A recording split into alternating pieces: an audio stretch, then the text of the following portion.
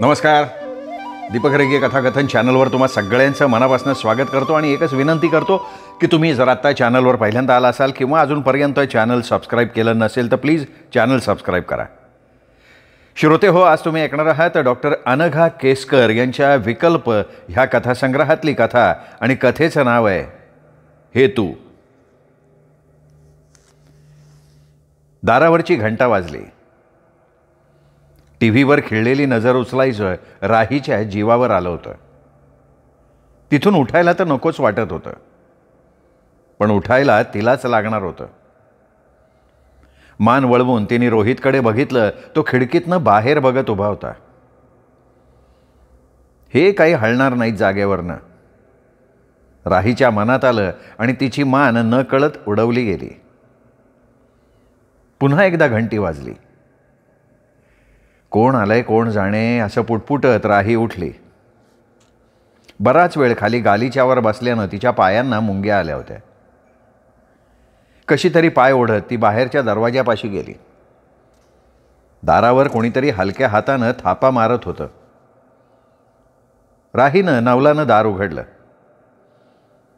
तिची नजर बाहेर उभ्या असलेल्या जोडप्यातल्या नवऱ्यावर गेली. त्याची बायको त्याच्या आड होती आणि नेमकी खाली वाकली होती. त्यांच्या छोटुकल्या मुलाच्या कानात ती काहीतरी सांगत होती. नवऱ्यानं तोंडभर हसून दाखवलं. नकळत राहीच्या चेहऱ्यावर स्मित आलं. त्यांनी हात जोडले तसे तिनेही जोडले. हा कोण माणूस आहे राहीच्या ध्यानात येईना. चेहरा कुठेतरी पाहिल्यासारखा वाटत होता. त्यांना आत या अशी खूण करत ती दारातनं मागे सरकली. त्या छोटुकल्याला आणि त्याच्या आईला पाहिल्यावर राहीला एकदम सर्व उलगडा झाला. ही तर शोभा आणि हा आपला राजस. आपला? हो, कुणी काही म्हणो, आपलाच. आपल्या रक्ताचा, आपल्या घराण्याचा वारस. अगं बाई, इतका मोठा झाला. सोन्या, आजींना नमस्कार कर, आजोबांना पण कर, असं म्हणत शोभा घरात शिरली. कोपऱ्यात चपला काढून ठेवत ती राहीच्या पायाशी नमस्कार करायला वाकली. राजेस लाजून आजीकडे बघत उभाच होता. राहीने त्याला जवळ घेतलं. त्याच्या गोबऱ्या गालावर ओठ टेकत ती हसली. शोभाच्या नवऱ्याकडे बघत तिने हातानंच त्यांना कोचावर बसायला सुचवलं. किती मोठा झालाय का हा? आता अगदी शिरीसारखा दिसायला लागलाय नाही? मी तुला त्याचा या वयातला फोटो दाखवीन. बोलता बोलता तिच्या डोळ्यात पाणी आलं. ते लपवण्यासाठी ती मागे वळली. पदराच्या टोकानं डोळे पुसता पुसता रोहितला हाक मारत ती म्हणाली, आहो, पाहिलत का कोण आलंय? राजस आलाय, राजस. रोहितनं मागे वळून बघितलं. त्याच्या हालचालीत थोडीशी जान आली. काय सांगतेस? राजस आत्ता आलाय? हे विचारताना त्याच्या आवाजात आनंद मिश्रित आश्चर्य होतं. बघा, मी तुम्हाला म्हटलं नव्हतं आईबाबांना खूप आनंद होईल असं? शोभानं तिच्या नवऱ्याला म्हटलं. त्यानेही मान डोलावली. मग तिघांनी त्या दोघांनाही वाकून नमस्कार केला. तुम्ही सुजित, तुम्ही मला सुजित असंच म्हणा. तुमच्या शिरीच्या जागी मला समजा. थँक्स. सोलापुरात केव्हा आलात? तुम्हाला अरे जारे म्हणणं मला नाही जमणार, पण काही कामबीम काढलंय का काय? वरून काही दाखवलं नसलं तरी याला शिरीच्या जागी समजणं आपल्याला शक्य होणार नाही असं या दोघांच्या मनात आल्या वाचून राहिलं नाही. मलाच काय, राजसलाही ते शक्य होणार नाही. पोटच्या पोराला बापाविषयी जे आणि जितकं वाटतं तेवढं इतरांविषयी कसं वाटणार, नाही का? नाही, काम असं काही नाही. शोभाला म्हटलं, आजी आजोबा राजेशची आठवण काढत असतील, जाऊन येऊ. त्याला भेटायची तुमची ओढ आम्ही समजू शकतो आणि राजेशला सुद्धा आजी आजोबा भेटायला हवेतच ना, जरा चेंज मिळतो. आमच्या वाटण्याची एवढी मातब्बरी यांना कशी काय बुवा एकाएकी वाटायला लागली? राहीच्या मनात आलं. उगीच आपल्या चेहऱ्यावरचे कडवट भाव शोभा सुजितला दिसायला नकोत म्हणून पाणी आणते हं असं म्हणत ती स्वयंपाकघरात पाणी आणायला गेली. हे शोभाचं डोकं नाहीच मुळी. एवढी आमच्या मनाची पर्वा असती तर श्री गेला तेव्हा ती आमच्या बरोबर राहिली असती. 13वा उरकायचा अवकाश की लगेच आपलं आणि राजाचं सगळं सामान, दागदागिने, मिक्सरसारख्या तिच्या नवऱ्यानं आणलेल्या वस्तू सगळं काही घेऊन निघून गेली माहेरी. घरी आम्ही दोघे भूताच्या सारखे श्रीच्या आठवणींनी तळमळणारे. तिला कधी आमची माया लागलीच नाही. पण वेळ कोणती, वागायचं कसं याचं काहीच भान असू नये. काहीतरी डिसेंट पिरियड तरी जाऊ द्यायचा होता. तिच्या जागी दुसरी एखादी असती तर इतक्या वर्षांचे संबंध सोडून अशी तडकाफडकी निघून गेली नसती. आणि आम्हीही काही हिला आमच्यापाशी कायमची बांधून ठेवली नसती. मीच स्वतः चांगलासा मुलगा बघून तिचं लग्न लावून दिलं असतं, पण थोडा दम तरी धरायचा. सुजितला बरीक माणसं हवीशी दिसत आहेत. माणसाची पारखही असावी त्याला. मुलगा चांगल्या संस्कारातला वाटतोय. नाही तर कोण आपल्या बायकोच्या पहिल्या नवऱ्याच्या घरी पहिल्या सासरी आवर्जून येईल. राजसला सुद्धा त्यांनी माया लावलेली दिसतीये, पण कोणाची काही खात्री नाही देता येत. काय कोणाच्या मनात असेल आणि कशासाठी आपल्याबरोबर कोणी प्रेमानं वागत असेल काही सांगता यायचं नाही. पाणी घेऊन राही बैठकीच्या खोलीत आली तेव्हा तिथे चमत्कारिक शांतता पसरली होती. रोहित तसा मुखदुर्बळ होता. एरवी कोणाशी काय बोलायचं हे त्याला कधी सुचायचं नाही आणि अनोळखी लोकांची तर अजिबात नाही. श्री गेल्यापासनं तर त्याचं हसणं बोलणं पार हरवलं होतं. ह्या आपल्या सुनेच्या नवऱ्याशी कसं आणि काय बोलायचं हे न कळून तो गप्प झाला होता. राहीनं ट्रेमधनं आणलेले पाण्याचे ग्लास दोघांना दिले. राजहस, तुझ्यासाठी तुझ्या भांड्यातनं आणलंय पाणी. आठवतंय का तुझं भांडं? तुला आता आपलं आपलं प्यायला येतं? त्याच्या हातात चांदीचा छोटासा ग्लास देत राहीनं विचारलं. त्यांनीही होकारार्थी मान डोलावली. त्याला बहुतेक काहीतरी थोडं थोडं आठवत होतं. जा आजीजवळ जा, त्या पाजतील तुला पाणी, नाहीतर अंगावर सांडून घेशील तू. शोभाला चिकटून बसलेल्या राजसला बळच राहीकडे ढकलत शोभा म्हणाली. राजसच्या चेहऱ्यावर लाजरे भाव होते. अरे जा त्यांच्यापाशी, लाजू नकोस, त्या आजी आहेत आपल्या. सुजितनं राजसला समजावलं. आलात केव्हा तुम्ही आणि उतरलाय कुठे? राजसला मांडीवर बसवून घेत राहीनं सुजाताला विचारलं. काल संध्याकाळी आलो आम्ही. माझ्या एका कलिगकडे थांबलोय. म्हणजे माझा खूप जवळचा मित्र नाही आहे तो, पण वाक्य अर्धवट सोडून सुजितनं शोभाकडे बघितलं. तिने रोहितकडे बघितलं. तुम्हाला भेटलो, आता रात्री परतीच्या वाटेला लागू. मग तुम्ही आता इथे जेवूनच जा ना. तेवढाच राजसचा सहवास मिळेल आम्हाला. सामान ठेवलंय कुठे तुम्ही सामान इकडे घेऊन येता का? राजसची भेट चुटपुटती होणार या भीतीनं रोहितनं सुचवलं, पण त्या दोघांनी हो नाही काही उत्तर द्यायच्या आत राहीने तो प्रस्ताव शिताफीनं खोडून टाकला. अहो असं कसं बरं दिसेल? त्याचे कलिग काय म्हणतील? आणि स्टेशनपासनं स्टँडपासनं आपलं घर जवळ काय? म्हणजे स्वयंपाक करते मी पटकन, आपण सगळे इथे जेवूया. आपण उगाच सामान बिमान आणायची गळ नका घालू त्यांना. आईंना कसली तसदी?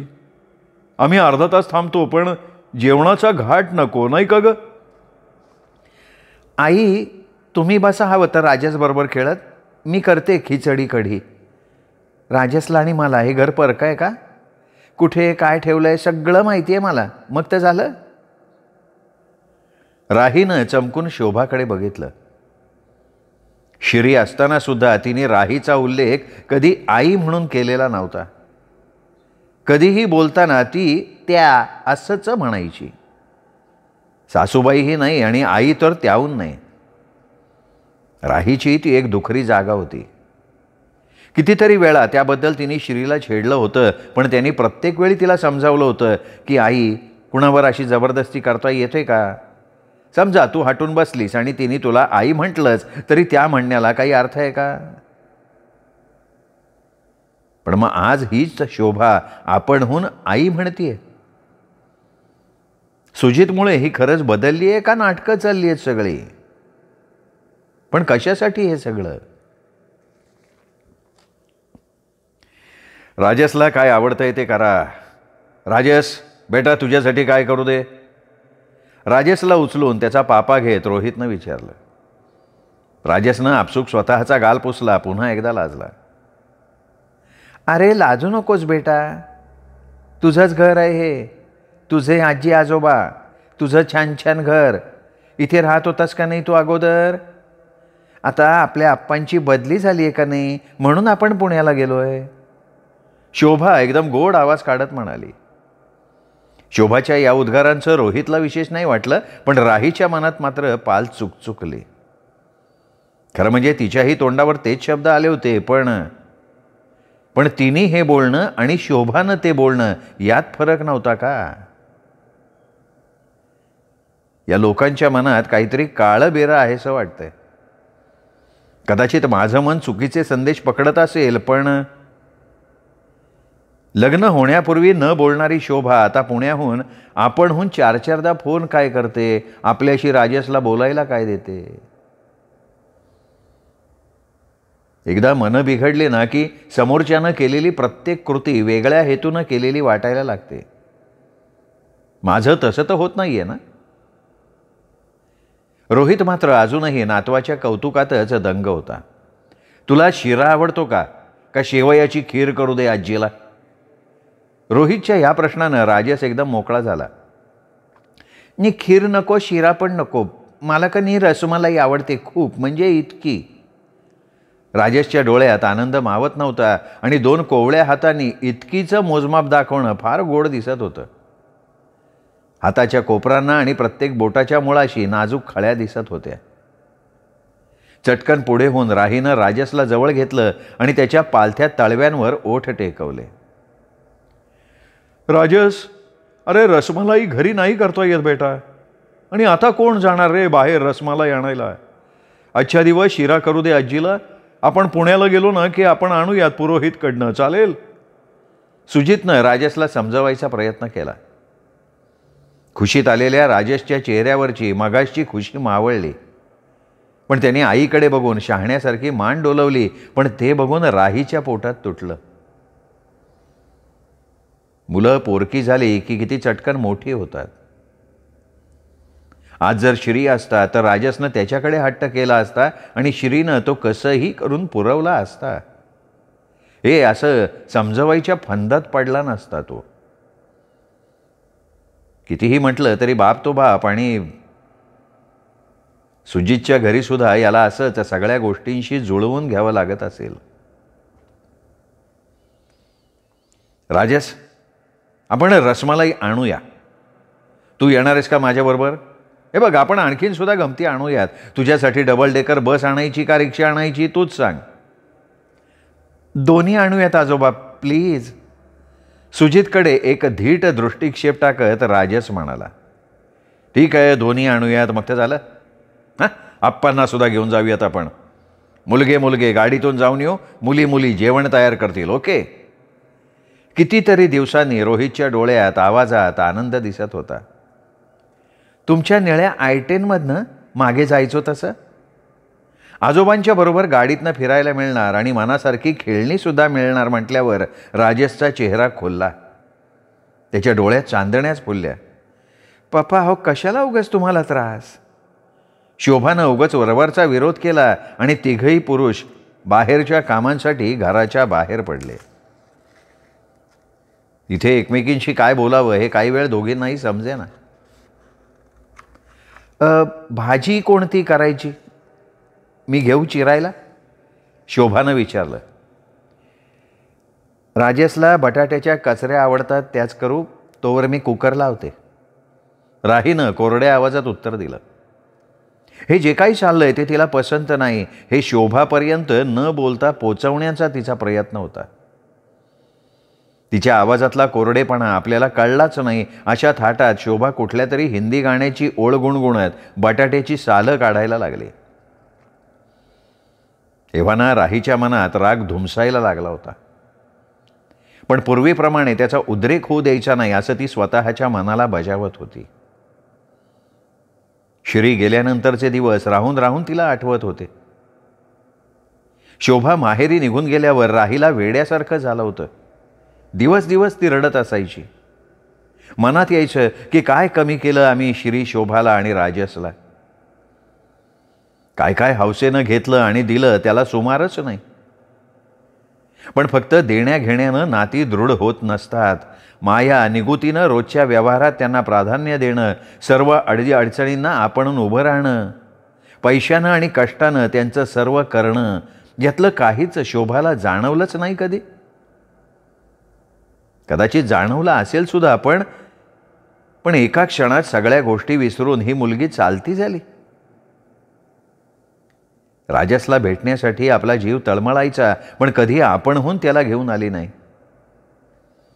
सर्व मानपान सोडून आम्ही त्याला भेटायला तिच्या माहेरी गेलो की नाईलाजानं आमच्या पुढे त्याला सोडून आत निघून जायची. आमचं जाणं तिला पसंत नाहीये हे दाखवून द्यायची. परक्यासारखं वागायची. तिने यावं म्हणून 4-4दा निरोप पाठवले की काय काम आहे असा त्रासिक चेहरा करून उभ्या उभ्या येऊन जायची. राजसला न आणता. का आता म्हणे त्याला मामाबरोबर बागेत जायचं होतं. कधी सांगायची की त्याचं पोट दुखतंय, कधी ताप आलाय म्हणायची. आमच्या जीवाला घोर लागायचा आणि पुन्हा त्याला बघायला जायची चोरी. आम्ही हिच्या गळ्यात पडू, हिला आमची जबाबदारी घ्यावी लागेल अशी हिला धास्ती वाटत होती का काय. पण आता काही या म्हाताऱ्यांचं आपल्याला कणभरही बघायला लागणार नाही अशी खात्री पटल्यावर प्रेमाचे उमाळे आलेत. होय, श्री गेल्यानंतर 1.5 वर्षात हिने सुजितशी लग्न ठरवलं. लग्न ठरवल्यावर आपणहून भेटायला आली. नव्या सासरच्या मंडळींची माहिती दिली. आम्हाला किती अवघड वाटलं होतं. आम्ही मनावर दगड ठेवला. आता तिच्या आयुष्याशी आपल्याला जोडून ठेवायचा हक्क आपल्याला नाहीये हे स्वतःलाच 1000 वेळा पटवलं. राजसवर आपला काही हक्क नाहीये हे एकमेकांना परोपरीनं बजावलं. पण हिची वेगळीच नाटकं सुरू झाली. 4 वेळा घरी काय आली. राजसला 2 दिवस घरी काय राहायला पाठवलं. हे तुझं घर आहे, हे तुझे आजोबा आहेत, ही तुझी आजी आहे, हे 4 वर्षाच्या मुलाला सतत सांगत राहिली. तेव्हा आपल्याला वाटलं की हिला त्याची जबाबदारी आम्ही घ्यावी असं वाटतंय का काय. मग आपणहूनच यांनी तिला विचारलं तर केवढा फणकारा आला होता. सासऱ्याच्या नात्याचाही मुलाहिजा ठेवला नाही. नुसता नकार दिला नाही तर केवढा धिंगाणा घातला. असं भलतं सोलतं सुचवायला तुम्हाला लाज कशी वाटत नाही. मी माझ्या मुलाला कोणावर सोपवणार नाही, माझ्या काळजाचा तुकडा आहे तो, असं म्हणत त्याला ओढत घेऊन काय गेले. ते एवढंसं पोर पार गोंधळून गेलं. आवाज फुटू न देता आतल्या आत रडणाऱ्या राजसचा तेव्हाचा चेहरा पुढे कितीतरी दिवस राहीच्या डोळ्यांसमोर येत राहिला होता. तरीही प्रत्यक्ष लग्न झाल्यावर सरड्याचा रंग पालटावा तसा हिचा नूर पालटला. वारंवार फोन येत राहिले. तेव्हा चमत्कारिक वाटलं. स्वतःच्या उद्धट बोलण्याचा विसरच पडला होता जणू. तोंडात साखर पेरल्यासारखी बोलत होती. तिचा नवराही आवर्जून 4 वाक्य बोलायचा. सुरुवातीला आपणही फसलो तिच्या नाटकाला. मग एकूण रोख बघून तिच्या मनाचा अंदाज यायला लागला. उंदीर मांजराचा खेळ खेळत होती ती. आमच्या भावनांशी निर्दयपणे खेळतीये असंच वाटलं आपल्याला. पण रोहितनं समजावलं. श्री गेल्यावरती ही गोंधळली असेल, तिचाही तोल गेला असेल, आता मात्र तिला पश्चात्ताप होत असेल वगैरे वगैरे. पण एकदा दुसरं लग्न केल्यावर आमच्याशी तिने संबंध ठेवणं सर्वांसाठीच त्रासदायक ठरणार होतं. मागचं झालं गेलं विसरून तिला आम्ही दोघांनीही समजावलं. तिच्या पुढच्या आयुष्याच्या दृष्टीनं आमच्याशी संबंध ठेवणं योग्य नाही हे तिलाच नाही तर तिच्या भावालाही समजावलं, पण त्यांनी पटवूनच घेतलं नाही. मग वाटलं की आमचं राहतं घर, गाडी, पैसा ह्याच्यावर हिचा डोळा असावा. आत्ताही तोच विचार राहीच्या मनात आला आणि ती म्हणाली, शोभा, एक बोलू का ग? नवरा कितीही समंजस सुसंस्कृत असला ना तरी त्याला आपल्या बायकोच्या पहिल्या सासरच्या माणसांशी संबंध ठेवायला नाही आवडत. तू सुजितचा अंत पाहू नयेस असं मला वाटतं. राजस आमचा आहे, तुलाही आमच्याविषयी आस्था वाटणं स्वाभाविक आहे, पण सुजितचा काय संबंध? त्यांनी का आम्हाला समजून घ्यावं? तुला मी हे मागे सुद्धा सांगितलेलं होतं. अहो, किती काळजी करताय तुम्ही? तसं काही नाही आहे. तुम्हाला काय वाटलं मी सुजितना भरीला घालतीये? तुमच्याविषयी खरंच त्यांना खूप वाटतं. शोभानं साखर पेरणी केली, पण त्याला आमच्याविषयी वाटायचं कारणच काय? त्याला काय माहिती आहे आमच्या दोघांविषयी? बरं, या बयेनं आमच्याबद्दल 4 शब्द चांगले काढले असतील ही शक्यता कमीच आहे. हे बघ, तरीसुद्धा आपण त्याचा फायदा घेऊ नये असं मला वाटतंय. इथून गेल्यावर राजसलाही पुन्हा नवीन आयुष्य स्वीकारायला त्रास होत असेल. कोण आपलं कोण परकं हे विचार त्याच्या बालमनाला यातना देत असतील. अगं, मुलांना आपल्या मनातली घुसमट नाही बोलून दाखवता येत. त्याच्या मनाची का ओढाताण? सुजितची आणि राजेशची तुम्ही उगाचच काळजी करताय. त्यांना काही अवघड वाटत नाहीये. इतकं परकं मानू नका आम्हाला. अगं, पण तू किती म्हणालीस तरी आम्हाला परकं वाटतं ना. आम्हाला या एकट्या आयुष्याची सवय झाली आता. 2 दिवस तुम्ही आलात की बरं वाटेल, पण पुढे तर आमचं आयुष्य आम्हालाच रेटायचं आहे ना. स्वतःच्या मनाला आम्हालाच रमवायचं आहे. आता नवीन पाश नको आहेत मला, आणि ह्यांना सुद्धा. सोसवत नाही ग ते सगळं. तिच्याही नकळत राहीचा आवाज केविलवाणा झाला. तुम्हाला त्रास होत असेल तर प्रश्नच कुठला? मला वाटलं होतं की तुमचा राजसवर खूप जीव आहे, म्हणून तुम्हाला तो हवाहवासा वाटत असेल. खांदे उडवत शोभा म्हणाली. राहीचा चेहरा कसनुसा झाला. राजेशवरच्या माझ्या प्रेमाचं प्रमाण किंवा पुरावा कुणालाही द्यायला मी बांधील नाही, आणि तुला तर मुळीच नाही, असं काहीतरी फाडकन उत्तर द्यावं असा राहीला मोह झाला. पण माताजींच्या शिकवणीप्रमाणे तिने तो मोह आवरला. 1.5-2 महिन्यांपूर्वी माताजींच्या प्रवचनाला जायला लागल्यापासनं तिच्यामध्ये कणाकणानं का होईना पण निश्चित बदल होत होता. श्रीचं अचानक जाणं, शोभाचं माहेरी निघून जाणं, अपमान करणं, बेफिकिरी दाखवणं, भांडणं करणं, यातून ती स्वतःला अलिप्त करू बघत होती. त्यात थोडं यशही मिळत होतं. ती स्वतः सावरत होती, रोहितला सावरायचा प्रयत्न करत होती. हे बघ, त्याच्यावर आमच्या दोघांचा जीव आहेच, आणि म्हणूनच त्याला ज्यामुळे कमीत कमी त्रास होईल असं वागावं असं आम्हाला दोघांना वाटतंय. या उपर तुला जे समजायचंय ते तू समज. संयम ठेवत राही म्हणाली. ज्याचं करावं भलं तो म्हणतो आपलंच खरं. तुम्ही काहीतरी खुसपट काढाल असं मी सुजितना म्हटलंच होतं. छदमी हसत शोभानं टोला दिला. आपला मूळ स्वभाव दाखवला. खरंय ग, खरंय. गुढ हसत राहीनं प्रतिटोला हाणला. त्यांचा हा सुखसंवाद आणखीनही लांबला असता, पण राहीने त्याला आवर घातला. नात्याचा किंवा वयाचा कुठलाही मुलाहिजा न बाळगणाऱ्या व्यक्तीशी आपली गाठ आहे, आणि आपल्याला त्रास व्हावा या हेतूनं तिचं बोलणं चाललंय हे तिच्या लक्षात आलं. बरं, ते जाऊ दे. भाजी तू करतेस का मी माझ्या पद्धतीची ओली मिरची घालून करू? तुम्हीच करा. मी आपली फुलके करते. राजेशला आणि सुजितलाही खडीच्या पोळ्यांपेक्षा फुलके आवडतात. ठीक आहे, आधी थोडी कॉफी घेऊया. नेसकॅफे चालेल ना? दोघींनी कॉफी घेतली आणि आपापल्या कामाला लागल्या. स्वयंपाक उरकेपर्यंत मंडळी बाहेरनं आली सुद्धा. आल्या आल्या राजेशनं त्याची डबल डेकर बस आणि रिक्षा चालवून दाखवली. किती महिन्यांनी त्या घरात खेळण्याचा करकराट, फरफराट ऐकू आला.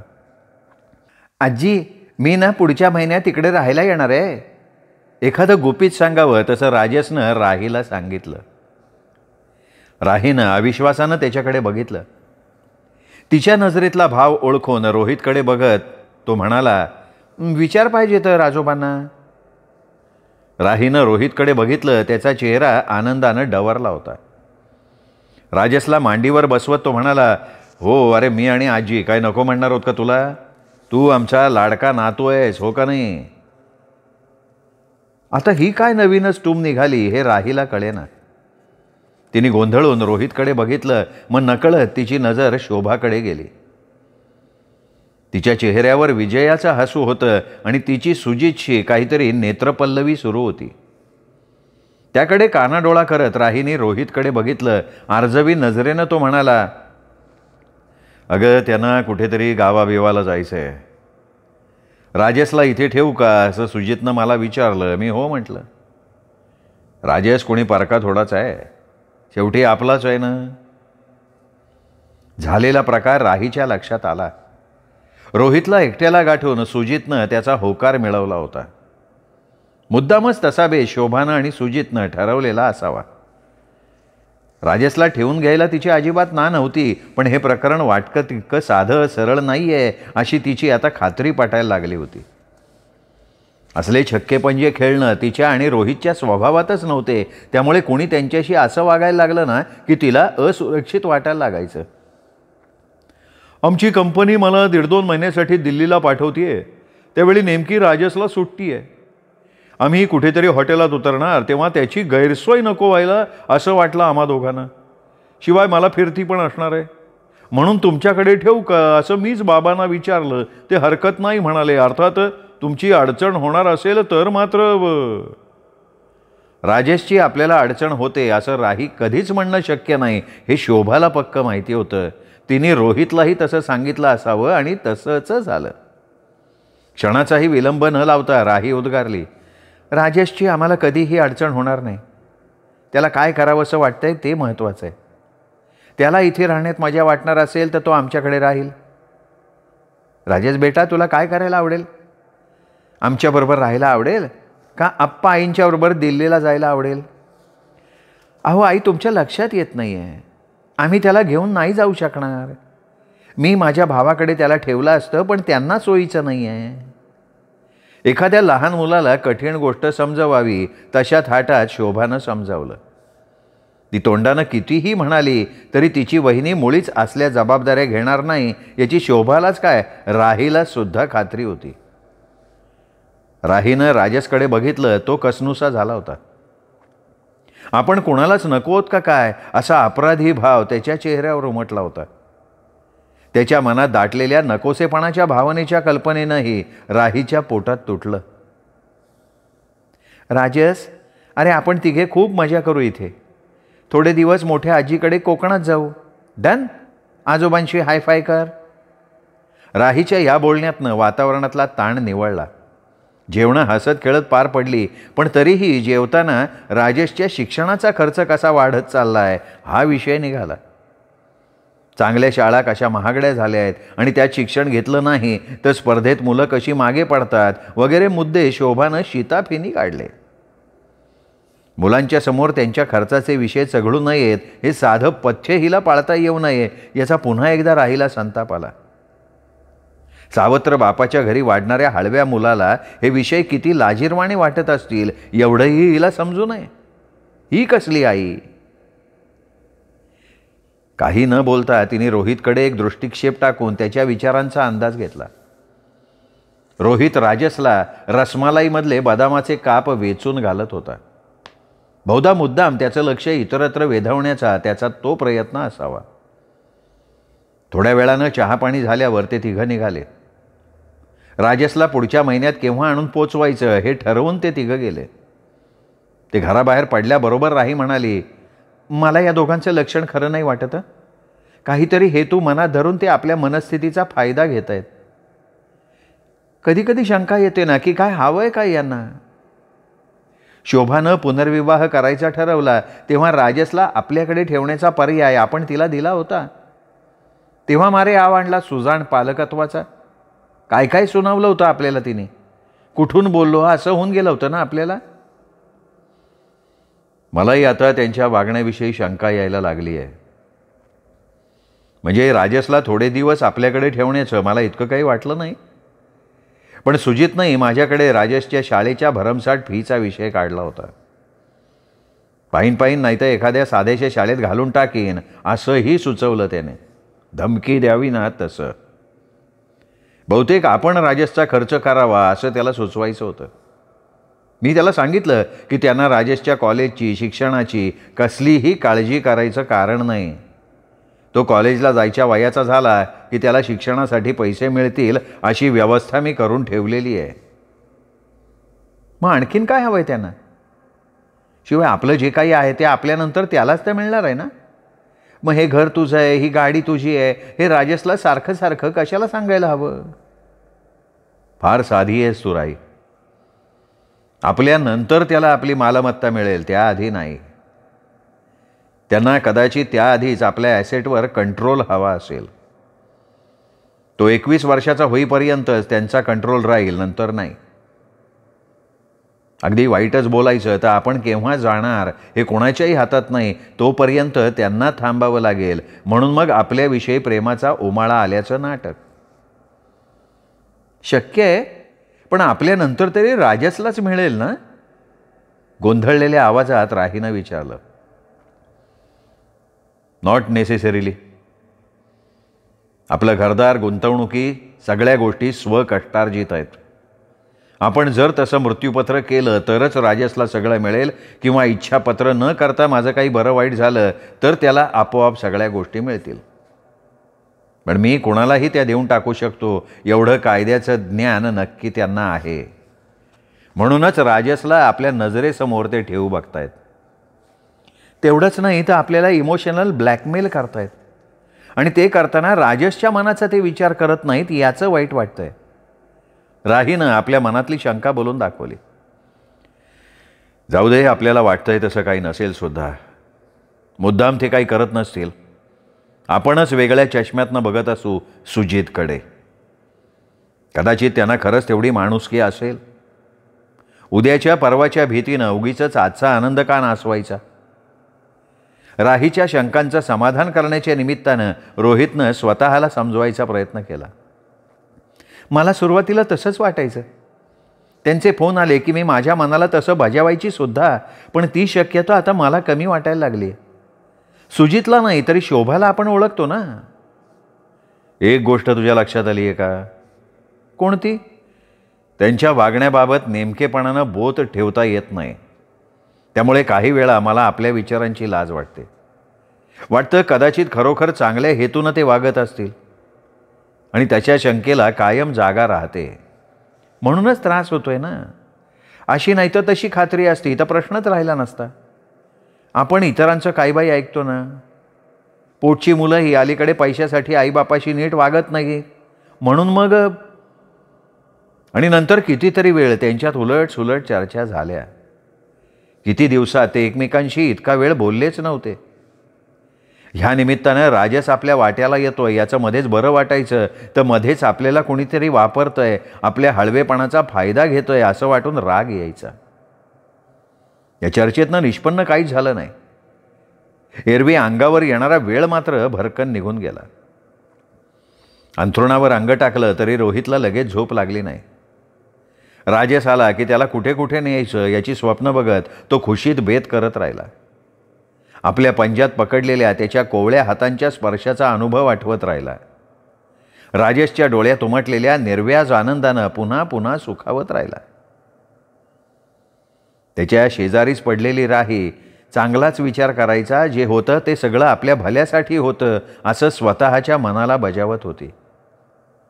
आपण चांगलं वागलं की जगही वाकडी चाल विसरून आपल्याला प्रतिसाद देतं हे माताजींचे बोल आठवत राहिली. नेहमीप्रमाणे त्याविषयी शंकाकुल होणाऱ्या अश्रद्ध मनाला तिने दटावलं, फटकारलं, टप्पल मारून गप्प बसवलं. माताजींच्या शिकवणुकीप्रमाणे मायेत न गुरफटता निर्मम होऊन इदन्न मम म्हणत राजेशवर कसं प्रेम करता येईल या गहन विचारात ती घडून गेली. शेजारच्या काकांना रात्री उशिरापर्यंत झोप आली नाही तर सीडीवर गाणी ऐकायची सवय होती. त्यांच्या घरामधनं सुरावटी ऐकू आल्या. आज त्यांनी नेमकं सुरेश भटांचं रंगुनी रंगात साऱ्या रंग माझा वेगळा, गुंतुनी गुंत्यात साऱ्या पाय माझा मोकळा हे गाणं निवडलं होतं.